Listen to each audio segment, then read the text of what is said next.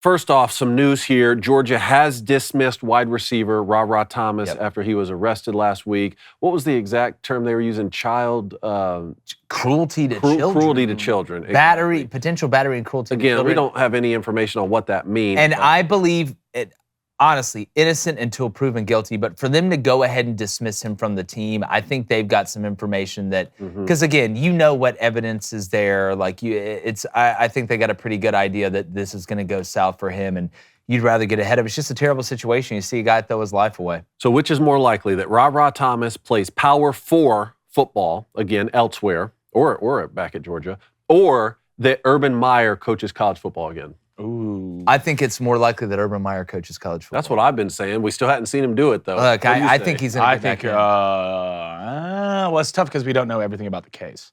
I would say I would think Ra Thomas would play Power 4 football again. It's just if you get hit with a cruelty to children charge, like I don't know how you. Well, I mean, what's the line? I think probably cruelty to children. So not That's hitting, probably not the hitting line. women. I would think no, no, it's not. You watch the Olympics? Not that. Yeah. Yeah, they encourage it. Not drinking and driving. No, nope. We'll give you more carries. Yeah, you'll give you 50 carries. Mike Gundy's done it 1,000 times. All right, let's stay on Georgia for a second. Which is more likely, that Clemson beats Georgia by 2 touchdowns? Okay. What's the other one? Aliens Land? Or Florida makes the college football playoff? Why do you're a sick person. I would say what is more likely, Clemson fans are not going to like this, I would say Florida makes the playoff. I just don't see that. I just don't see Clemson's offense being able to. I just don't see it. Florida's not making the playoff.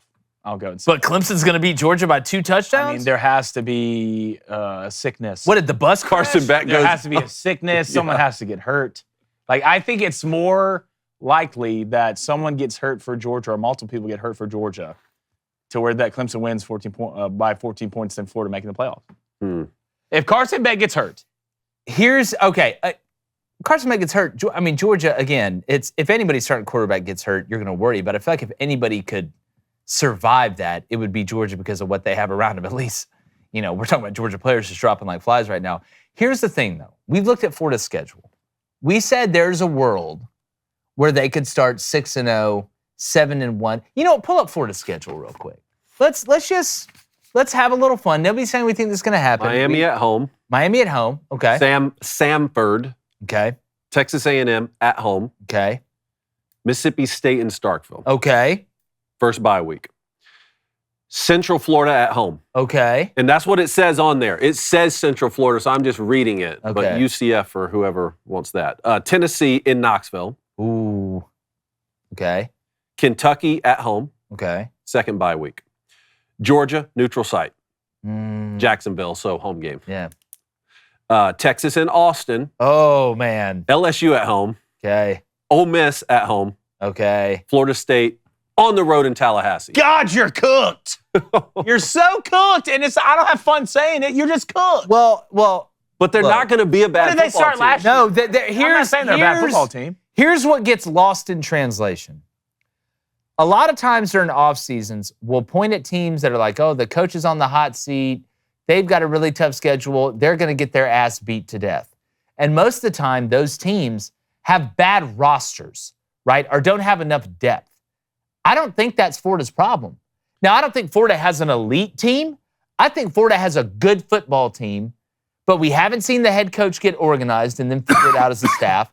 And they're playing a schedule that is like getting jumped by a group of ninjas with baseball bats, as I've continued to say. They started 5-2 last year with a win over Tennessee. Very true. And a loss at Utah, even though it wasn't considered. Then what happened? They lost 5 in a row. But this isn't like, Mississippi State, their roster's just not good enough yet. They're going to take their licks early because they're building up. Florida's just in a really bad situation outside of the roster that they have. So the only way that Florida, to me, they're not going 10-2. All right, I think you can throw that one out the window. You would have to backdoor your way in at 9-3. That's the only way. That's the only way. Either you backdoor your way in and at large bid, or there is absolute carnage murder in the SEC. And you find your way. And you find a way through all 93 tiebreakers that would have to work out for you to be 9-3 and then win the SEC championship. All right. So, I think people are down on Florida, but they're down on them for the wrong reason. And that's what I put it out on social media earlier today. It's going to be interesting. Look, that's the thing, though. They're pointing and laughing now. That's why Mario Cristobal, I guarantee you, isn't sitting up there pointing and laughing at Florida or anything, because everybody else is pointing at the fat kid at recess until he beats you in a race. He got jacked over the summer. That's what I'm saying. He's been just eating pretzels and doing push-ups. Next one up, which is more likely, LSU Southern Cal in that opener in Vegas. The under hits for that game, or Nebraska starts the season 7-0. Oh, what's more likely? That's the same. Man. So I think the over-under for LSU USC is 66.5. Oh, I would say Nebraska starting 7-0. I would say, well, if you think about it, I mean, It's 62.5. it's 62.5? That's what we found earlier, right? What? Yeah, the over-under. 62.5? Yeah. 62.5. Yeah. Oh, man, it's okay. It's Nebraska. Starting 7-0. Yeah. Look at the schedule. Dog. Listen to Nebraska schedule. UTEP at home. Yeah, win. Colorado at home. Win. Northern Illinois at home. Win. Illinois at home. Win. At Purdue. Win. Rutgers at home. Win. At Indiana. Dog. But I would That's what I'm saying. gun to my head, I'm taking Nebraska 7-0. Dylan Raiola, you dress your ass up like Patrick Mahomes, you better play good. Oof. You better play Boy, good. oh boy. I'd say Nebraska 7-0. Can't wait for this football season. Next one up. What's more likely? NC State beats Tennessee, and right now NC State is plus 4.5, plus 155 money line. It's neutral site in Charlotte. Charlotte. Okay, NC State beats Tennessee, or Oklahoma wins 8 games. We got to go to Oklahoma schedule. That's All what right, I here had. it is. You got it? Yep. Go ahead. Temple week 1 at home. Win. Houston at home week 2. Win. Tulane at home week 3. Win. Tennessee at home. I'll give you a win there, but I have a hard time believing it. At Auburn. Loss. Texas at home. Oh, neutral site, but Yeah. South Carolina at home. win. At Ole Miss. Loss. Some team they're going to kill. At Missouri. Maine. At Missouri. Okay. Alabama at home. And you finish the year at LSU. Yeah. What was the first one? First one was NC State beats Tennessee. Look, NC State's not. This ain't a walk in the park. It's NC Grayson State. McCall, I'm sure baby. producer Justine, would absolutely love that. But I would say NC State beating again. If we're buying Oklahoma for 3 to 5 years, I think they may end up having more success than Texas. But it's just very hard for me year one with a brand new starting quarterback, brand new offensive line together. Even though some of the offensive line have experience, you've got an incredible offensive line coach at Oklahoma. With that schedule, I just don't see it. How about you? What are you taking?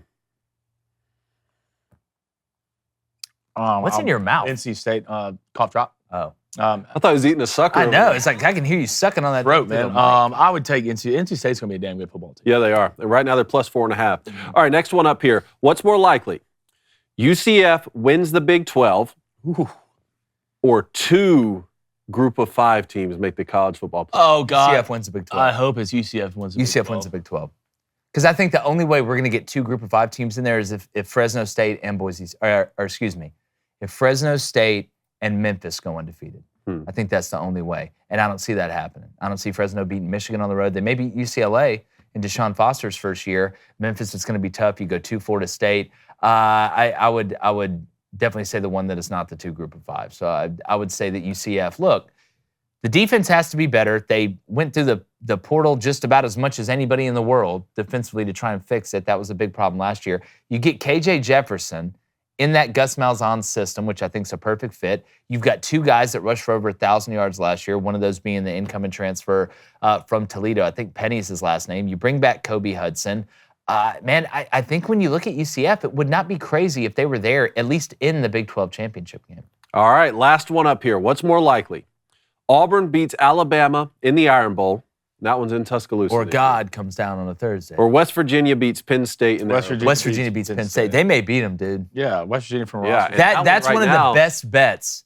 And that one right now was it plus 13? Or no, plus 10. 10.5. Plus 10.5. If that stays at plus 10.5, that may be my best bet for week 1. So do you think the fact that Auburn and Alabama is such an intense rivalry that offsets and evens things up a bit?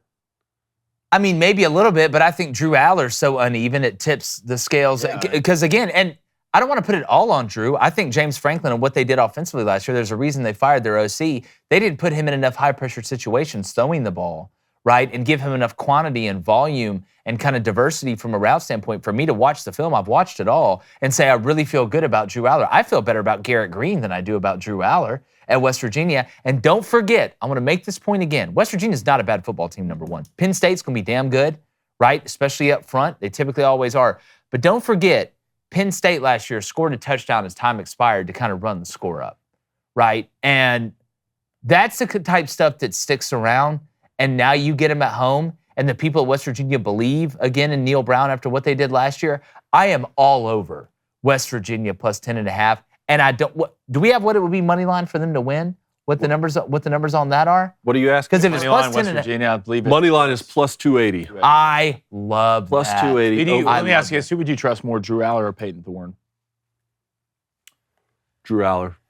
Drew Aller or Peyton Thorne? But even I would say Peyton Thorne. You got to he take can run. into account that he is playing for Hugh Freeze. That means a lot to me. And he can run Having though. Hugh Like call plays. If both of them struggle to throw, but only one of them I saw outrun Georgia for about 80 yards. So I would actually go Peyton Thorne there, as crazy as that sounds. Hey, what's up, YouTube? If you think that men should be able to play in women's sports, especially boxing, please don't subscribe to this channel. If not, welcome home.